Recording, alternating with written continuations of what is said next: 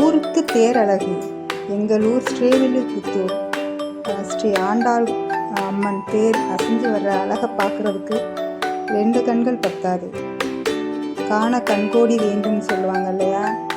அது மாதிரி 1000 கண்கள், கோடி கண்கள் வேண்டும். 1000 கண்கள் இல்லை, கோடி கண்கள் வேண்டும் இந்த தேர் அசைஞ்சு வர்ற அழகை பார்க்குறதுக்கு.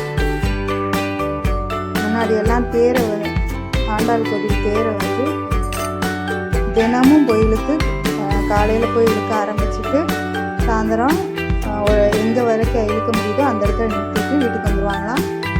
மறுநாள் போய் அது மாதிரி இழுப்பாங்களாம். இந்த மாதிரி ஒரு 10 நாள் வரைக்கும் கூட தேர் இழுப்பாங்க. இப்போது டெக்னாலஜி வளர்ந்ததுனால முன்னாடி தேரை இழுத்து போகிறதுக்கு ஒரு மிஷின், பின்னாடி இருந்து தள்ளுறதுக்கு ஒரு மிஷின், இவ்வளோ ஒரு வசதிகள் வந்ததுனால ஒரே நாளில் தேரை இழுத்து முடிச்சிடறாங்க. பாருங்க எவ்வளோ அழகா, எவ்வளோ பெரிய தேர். இது இன்னும் உயரமாக இருந்ததாக கூட சொல்கிறாங்க. ஒரு தடவை சரிஞ்சு விழுந்ததுனால இப்போ கொஞ்சம் உயரத்தை குறைச்சிருக்கிறதா சொல்கிறாங்க. இது தேர் புறப்படுறதுக்கு முன்னாடி, தேர் புறப்படுறதுக்கு ஆயத்தமாகும் போது இருக்குது.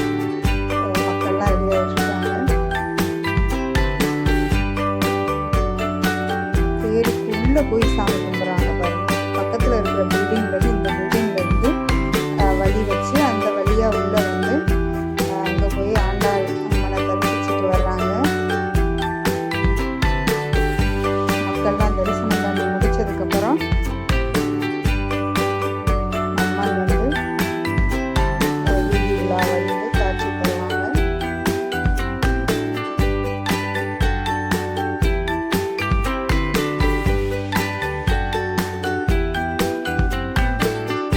ஆண்டாள் கோவில் தேரோட்டம் சுற்றி இருக்கிற எல்லா கிராமத்து மக்களுக்கும் ஒரு திருவிழா.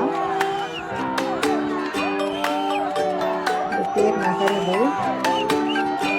இது மிஷினம் இழுக்கிறதுனால மட்டும் நகரில் மக்களோட அந்த உற்சாகமான குரல், அதனால் கூட நகருதுன்னு சொல்லலாம்.